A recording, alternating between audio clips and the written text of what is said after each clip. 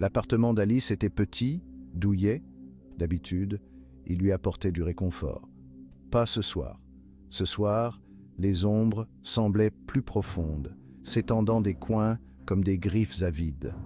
Elle frissonna, serrant son pull plus fort. Les bruits de la ville à l'extérieur de sa fenêtre, habituellement un bourdonnement réconfortant, semblaient maintenant durs, discordants. Elle tira les rideaux, se coupant de la ville et de l'obscurité troublante au-delà de sa fenêtre. Son lit lui faisait signe, promettant repos et évasion du malaise qui s'insinuait dans son esprit. Elle aspirait à se blottir dans ses oreillers et à oublier la journée. Mais au fond d'elle, une pointe d'avertissement. Quelque chose n'allait pas. Elle secoua la tête, repoussant ce sentiment. Ce n'était que la ville, se dit-elle. Elle amplifiait toujours les angoisses. Le premier son se fit entendre alors qu'Alice s'assoupissait. Un léger grattement comme des griffes sur du bois. Elle se redressa, le cœur battant la chamade. Silence. Juste l'immeuble qui se tasse, murmura-t-elle à l'obscurité, essayant de se convaincre. Elle se rallongea, tirant les couvertures jusqu'au cou. Une autre nuit, un autre son. Cette fois, un léger bruit sourd, comme si quelque chose se déplaçait sous son lit. Elle se figea, tous ses sens en alerte. Sa respiration se bloqua dans sa gorge et elle écouta attentivement. Encore une fois, le silence. Sauf que ce n'était pas tout à fait silencieux. Une respiration basse, gutturale, à peine audible, semblait émaner de sous le lit. La peur, froide et aiguë, la transperça. Elle sortit du lit en titubant, allumant la lampe de chevet. Sa lumière chaude repoussant les ombres.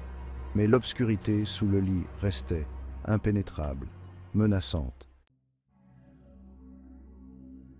La routine nocturne d'Alice changea. Fini la paisible descente dans le sommeil. Maintenant, elle restait allongée, tendue, à l'écoute du moindre son provenant de sous le lit. Chaque nuit, les sons devenaient plus audacieux. Les grattements se transformaient en raclages. Les bruits sourds devenaient des chocs. La respiration à peine audible se faisait plus forte, plus humide, plus insistante. Elle commença à dormir avec les lumières allumées, un minuscule îlot de chaleur et de sécurité dans l'obscurité croissante de sa peur. Mais la lumière ne pouvait pas pénétrer les ombres sous le lit. Ces ombres qui semblaient se tordre et s'enrouler à chaque nuit qui passait.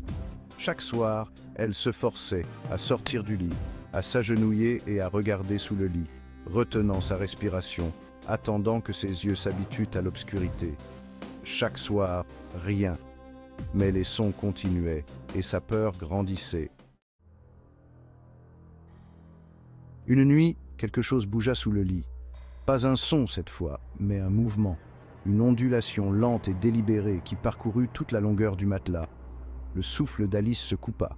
Son sang se glaça. Ce n'était pas le fruit de son imagination. Il y avait quelque chose en bas, quelque chose de vivant. Elle ne pouvait pas bouger, ne pouvait pas respirer. Ses yeux étaient rivés sur l'endroit où le matelas s'affaissait, attendant, redoutant ce qui pourrait en émerger. Le silence s'étira, chaque seconde étant une éternité. Puis, lentement, le matelas se souleva. Non pas sous le poids de quelqu'un qui grimpait dessus, mais par en dessous, comme si quelque chose le poussait par le bas. La vue débloqua ses membres gelés. Elle s'éloigna du lit en titubant, le cœur battant contre ses côtes comme un oiseau affolé. Chapitre 6. Le visage de la peur.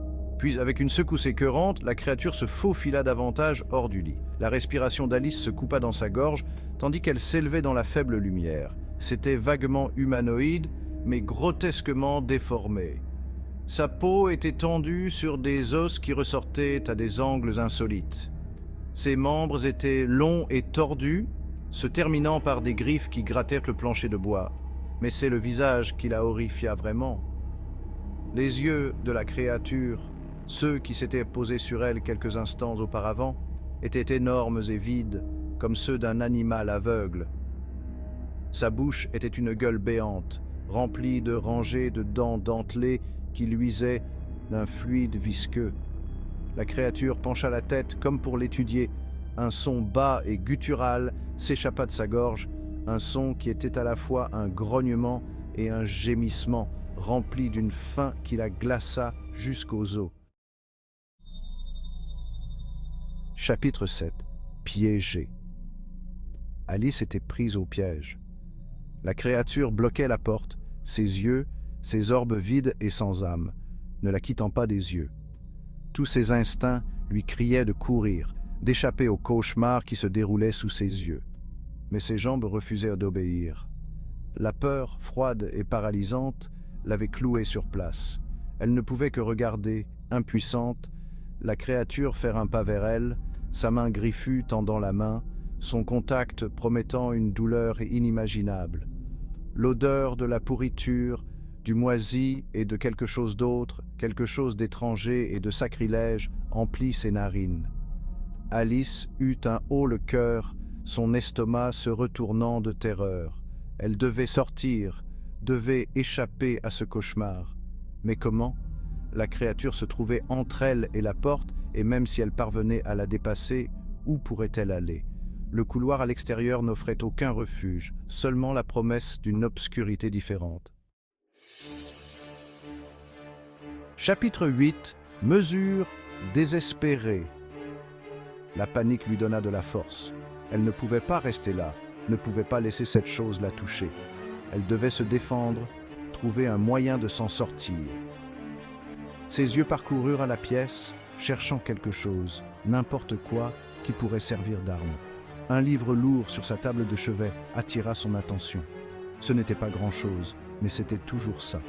Dans un élan d'adrénaline, Alice attrapa le livre et le lança sur la créature. Il frappa la créature à la poitrine, dans un bruit sourd écœurant. La créature rugit, un son de rage pure et de douleur, et trébucha en arrière. C'était l'occasion dont Alice avait besoin. Elle n'hésita pas. Elle ne regarda pas en arrière. Elle se précipita vers la porte, le cœur battant à ses oreilles. Chapitre 9. Pas d'échappatoire. Alice ouvrit la porte de son appartement et se précipita dans le couloir, les rugissements enragés de la créature résonnant derrière elle.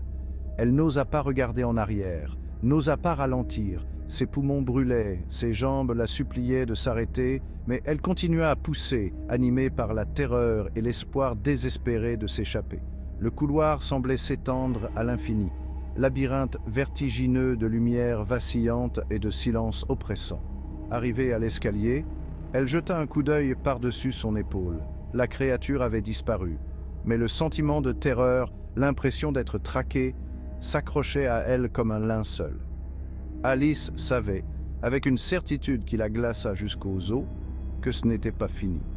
La créature était toujours là, tapie dans l'ombre, attendant sa chance de la réclamer, et elle n'avait nulle part où se cacher.